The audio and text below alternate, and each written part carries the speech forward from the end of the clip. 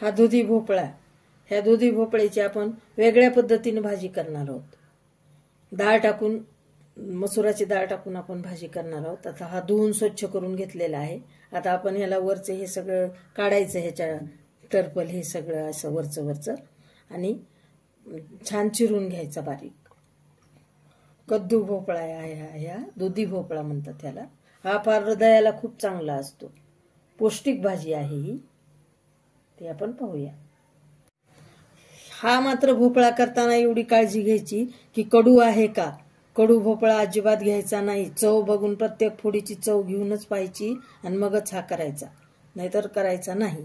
जरा जरी खराब लागला, कडवट लागला तर घ्यायचा नाही.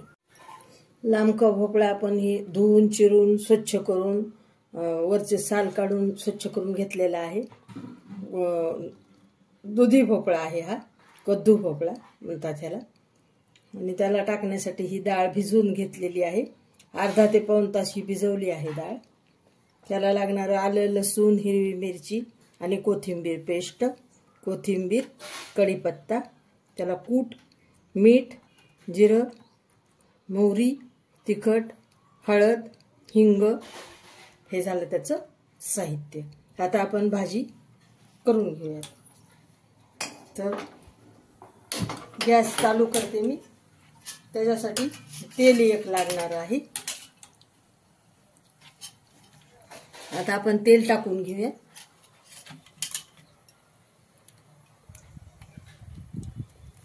अंदाजे 3-4 चमचे तेल टाकलेलं आहे मी, छोट्या टेबलस्पूननी. ह्या टेबलस्पूननी 3-4 चमचे.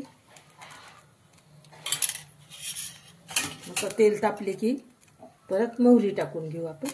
मोहरी आपण 1-2 टाकून पाहिलेले आहे, झालेली आहे आपली. आता अर्धा टेबलस्पून मोहरी टाकू आपण. मोहरी तडतडली की पुन्हा जिरे,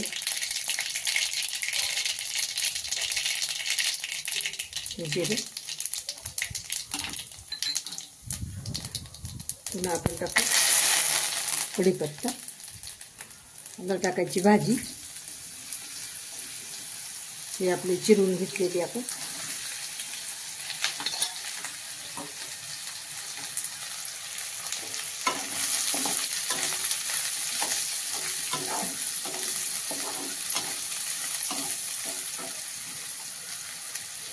पहिले हळद टाकायची, म्हणजे त्याला कलर छान येतो भाजीला.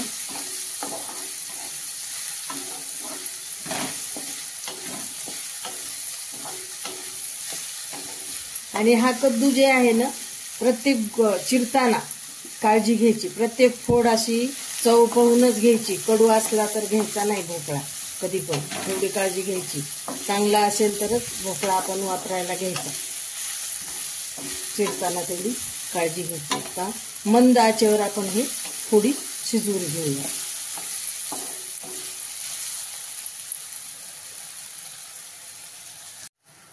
आता ही आपण भिजवलेली डाळ टाकून घेऊ यामध्ये.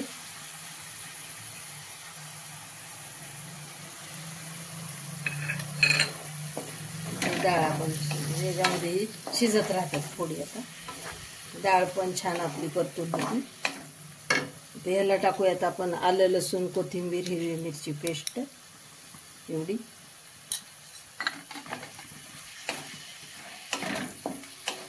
आता याला याच्याकडे आपण आता ह्याच्यामध्ये कोथिंबीर घालूयात.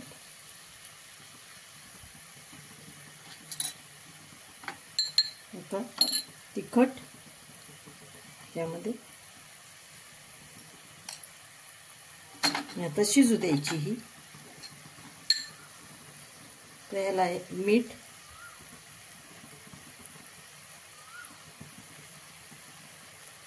ह्या टेबलस्पूननी अर्धा चमचा,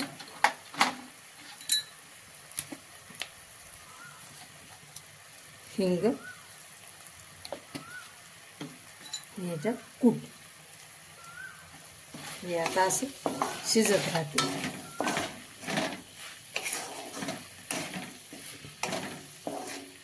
फ्लेम आपली लहान आचेवरच आपण शिजू द्यायचं त्याला. असे छान भाजी मऊ होते ह्याच्यामध्येच. तुम्ही कूट अजून वाढवू शकता, बरं का, कूट घालू शकता, तेल पण तुम्ही वाढवू शकता.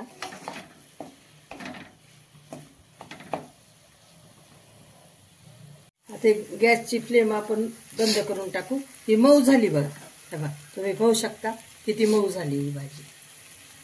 तर आपण हे गॅस बंद करून टाकू. आता आपली भाजी झालेली आहे. हा कलर किती छान आलेला आहे.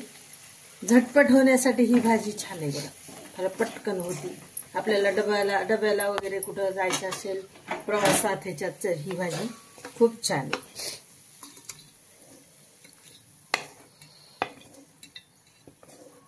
बघा किती पटकन झाली आपली भाजी.